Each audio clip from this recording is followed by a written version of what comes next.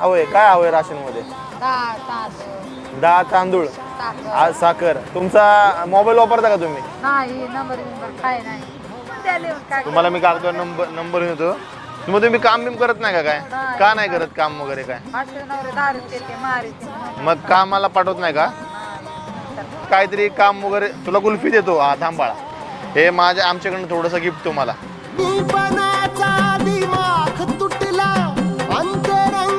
तुम्हाला गिफ्ट.